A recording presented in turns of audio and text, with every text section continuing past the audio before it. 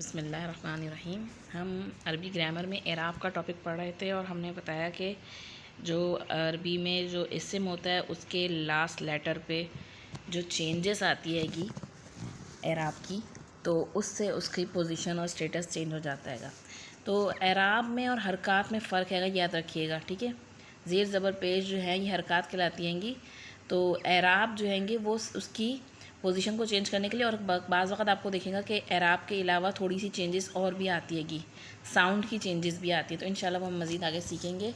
تو اعراب کی اقسام میں ابھی انشاءاللہ سکھاؤں گی، اس سے پہلے آپ حالتیں سمجھ لیں گے۔ اس کی 3 حالتیں ہوتی ہیں۔ ایک تو ہوتی ہے گی سب سے پہلی حالت جسے رفعی حالت کہا جاتا ہے۔ اصل میں اسم کی اصلی حالت وہی ہوتی ہے گی، یعنی اگر اسم کسی بھی سینٹینس میں یوز نہیں بھی ہو رہا ہے نا، اس کو آپ خالی اس کا نام لیں گی، تو آپ اس کا نام کس طرح لیں گے، وہ اس کی اصل حالت ہوگی، رفع کی حالت۔ جیسے کتاب ہے، ہم اردو میں کتاب بول رہے ہیں نا، اب میں اس کو اگر عربی میں بولوں گی تو کیا بولوں گی، کتابن، بن بولوں گی، تو اس سے مجھے پتہ چلے گا یہ رفع کی حالت میں ہے، اصلی اس کا نام کتابن ہی کہا جائے گا، ٹھیک ہے۔ اس کی دوسری جو چینج شدہ حالت ہوتی ہے گی وہ حالت نصب ہوتی ہے گی، اور تیسری حالت جر ہوتی ہے۔ اس کو تھوڑا سا اگر آپ ایک مثال سے سمجھ لیں، جیسے رفع کا مطلب ہوتا ہے بلند ہونا۔ ایک شخص جو اقتدار میں آتا ہے نا ایسے، تو اس وقت کیا ہوتا ہے، وہ بلندی پہ ہوتا ہے، تو وہ حالت رفعی پہ ہوتا ہے گا، ٹھیک ہے۔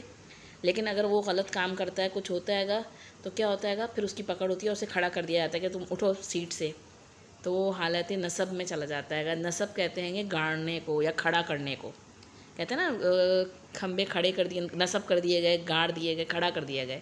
تو نصبی حالت میں آپ اکثر دیکھیں گے کہ جو چینج آتا ہے گا وہ زبر کا، تو انشاءاللہ وہ ابھی آپ کو آگے سمجھ میں آئے گا، لیکن وہ ایک چینج جو آتا ہے وہ نصب کی حالت میں آتا ہے۔ اور تیسری جو حالت ہوتی ہے وہ حالت جر کہلاتی ہے گی۔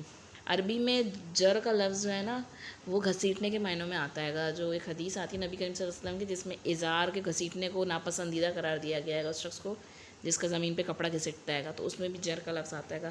تو کیا ہوتا ہے پھر ایسے شخص کو، کیا ہوتا ہے گا، اس کو پکڑ کے پھر گھسیٹ کے بند کر دیا جاتا ہے یا اتار دیا جاتا ہے گا، جب وہ اس قابل، اس لائق نہیں ہوتا ہے گا کہ وہ صحیح معنوں میں حق ادا کرے اپنی ذمہ داری کا۔ تو یہ اس کی آخری حالت ہوتی ہے، حالت جر کی۔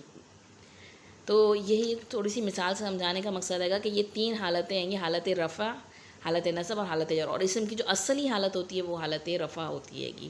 اس کو انگلش میں اگر آپ کہیں تو ایک نومینیٹو کیس ہوگا رفع کی حالت میں، جیسے فاعل کام کرنے والا، اور مفعول جو ہے گا جس پہ نصب کی حالت میں ہوگا آبجیکٹو کیس، اور حالت جر جو ہوتی ہے وہ پوزیسو کیس جو ہوتا ہے وہ اضافی حالت ہوتی ہے گی، وہ جس میں کوئی نسبت ہوتی ہے گی یا کوئی واسطہ ہوتا ہے گا۔ اس کو تھوڑی سی ایک مثال سے قرآن مجید کی سمجھ لیں، جیسے واللہ علیم، تو یہاں پہ اللہ کے پر پیش آ رہا ہے گا، اور اللہ تعالیٰ جاننے والا ہے سب کچھ، اور اب واتقوا اللہ، ڈرو اللہ سے، تو یہاں پہ اللہ پر زبر آ رہا ہے، اور تاللہ قسم ہے اللہ کی، یہاں پہ آپ کو لکھ رہے ہیں اللہ کے پہ زیر آ رہا ہے گا۔ تو یہ جو چینج ہے گا یہ حالتوں کا چینج ہے گا۔ اس سے اللہ تعالیٰ کا جو نام اسم ہے، اللہ تعالیٰ ذات وہی ہے، لیکن سبجیکٹو، آبجیکٹو اور پوزیسو کا فرق ہے، صرف پوزیشن کا فرق ہے گا۔ اسم چینج نہیں ہوتا، اسم وہی رہتا ہے گا، اس کی پوزیشن سینٹینس میں چینج ہو جاتی ہے۔